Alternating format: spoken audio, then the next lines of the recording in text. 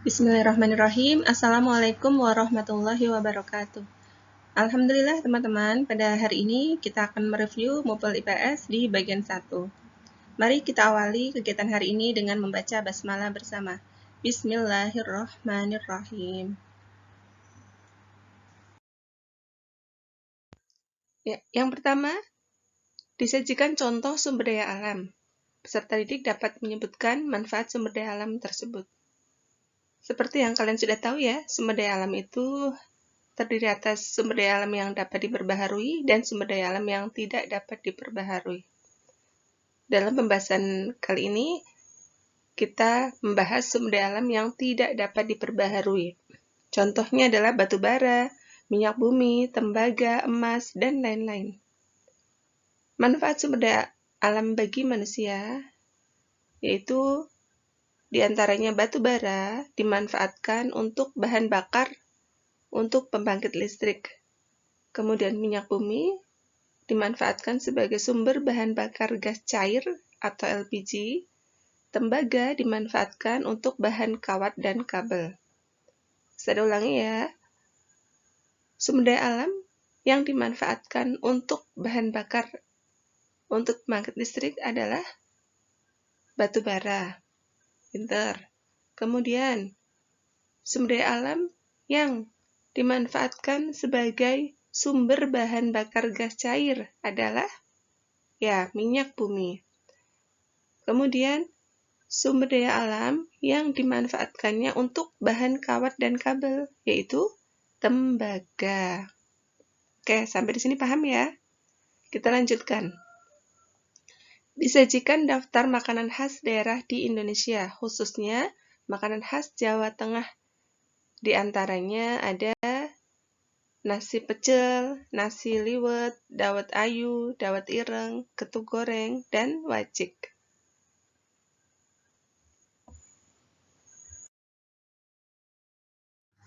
Ya, yang selanjutnya disajikan gambar tokoh pada masa kerajaan Islam. Kalian dapat menentukan peran tokoh tersebut. Ustazah sudah menampilkan gambar di sini ya. Tokoh pahlawan Islam, yaitu Raden Patah. Silahkan kalian cermati untuk gambarnya. Raden Patah adalah raja pertama kerajaan Demak yang mendirikan Masjid Demak sebagai simbol keislaman yang masih kokoh sampai sekarang. Kemudian ada Sultan Ageng Tirtayasa. Sultan Ageng Tirtayasa berhasil membawa kerajaan Banten mencapai puncak kejayaan. Selanjutnya ada Sultan Hasanuddin. Pada masa pemerintahannya, kerajaan Kuatalo mencapai puncak kejayaan.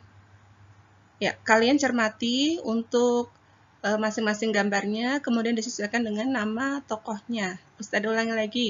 Raden Patah itu memimpin kerajaan Demak. Kemudian Sultan Ageng Tirtayasa berhasil membawa kerajaan Banten mencapai puncak kejayaan. Ada Sultan Hasanuddin. Sultan Hasanuddin pada masa pemerintahannya membawa kerajaan Kuatalo mencapai puncak kejayaan.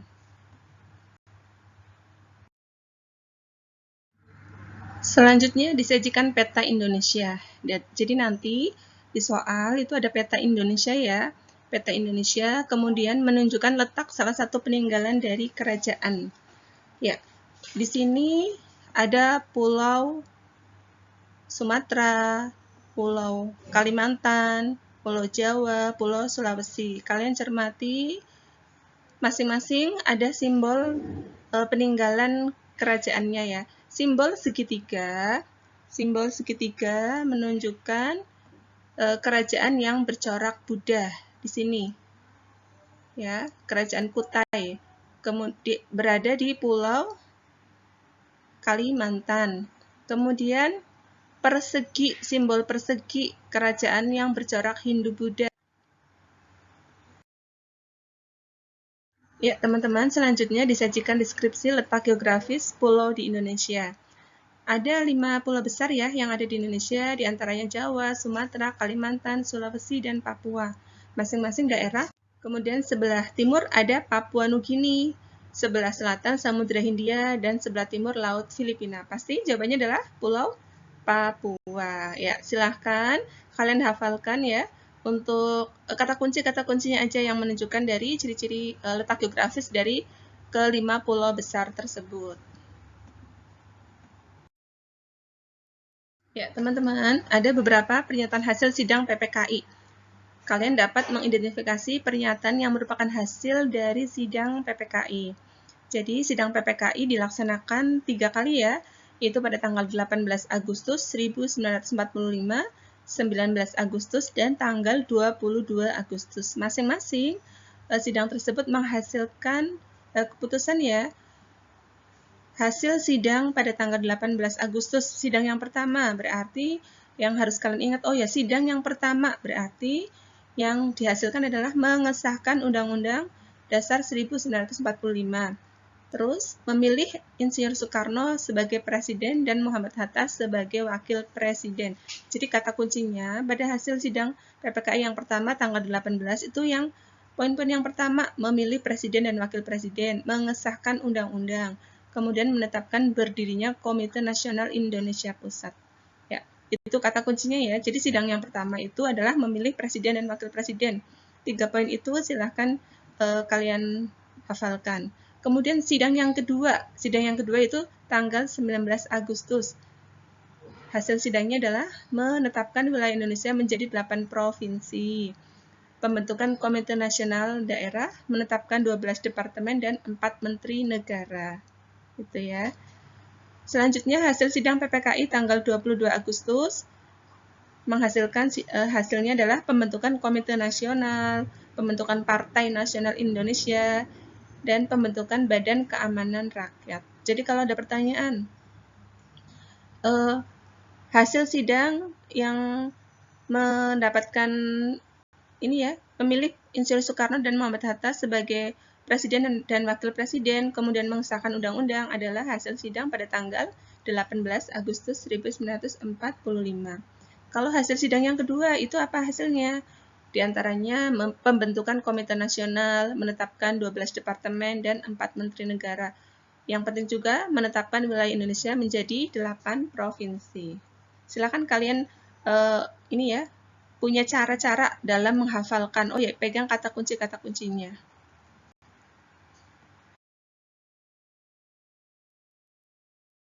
Mengenai tokoh, peristiwa, dan tempat terjadinya peristiwa-peristiwa heroik setelah kemerdekaan. Jadi ini peristiwanya setelah kemerdekaan.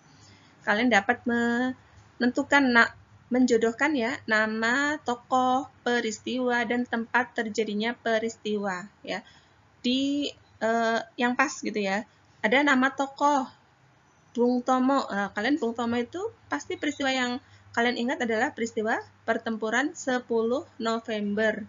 Tempat peristiwanya di Surabaya ya. Yang kita peringati sebagai Hari Pahlawan. Tokohnya yang terkenal adalah Bung Tomo di Surabaya. Kemudian ada tokoh Muhammad Toha. Muhammad Toha ini terkenal dalam peristiwa Bandung Lautan Api. Tempatnya pasti di Bandung. Kemudian ada nama tokoh I Gusti Ngurah Rai. Dari namanya aja kita sudah tahu ya. Pasti beliau berasal dari Bali. Tempat atau nama peristiwa yang terkenal adalah Pertempuran Puputan Margarana.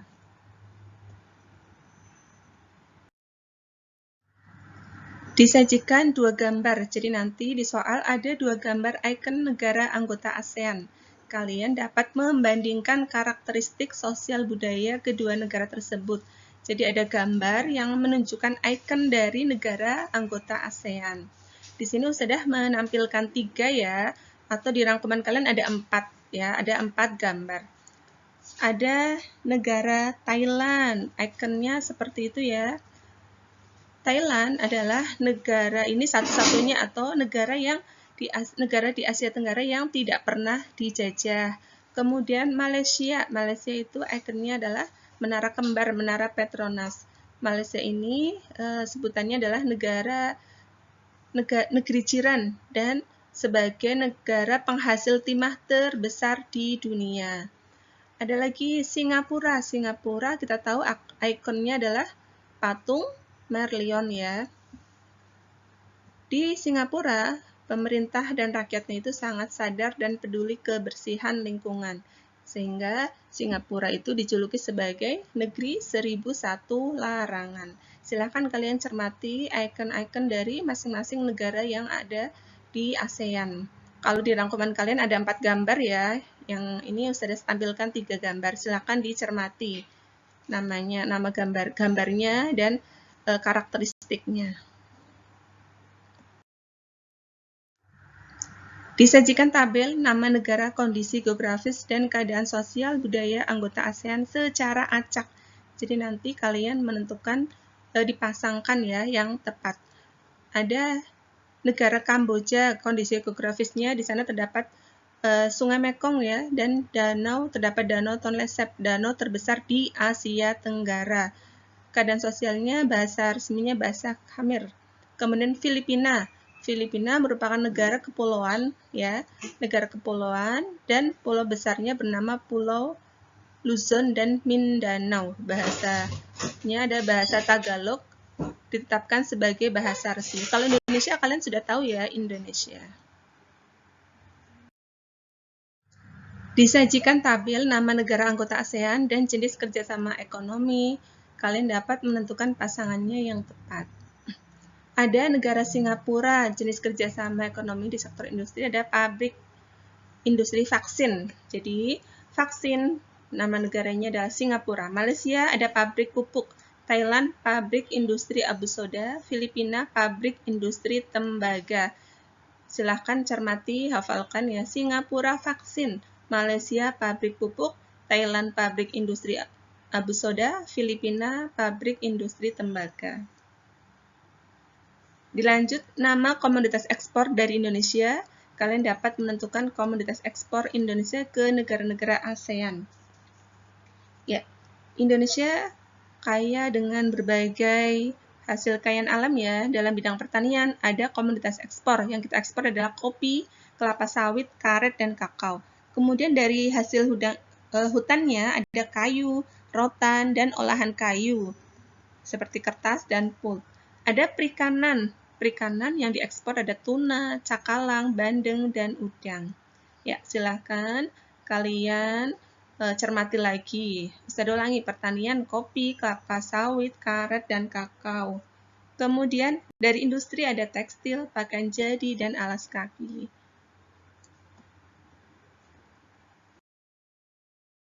Selanjutnya, makna proklamasi kemerdekaan.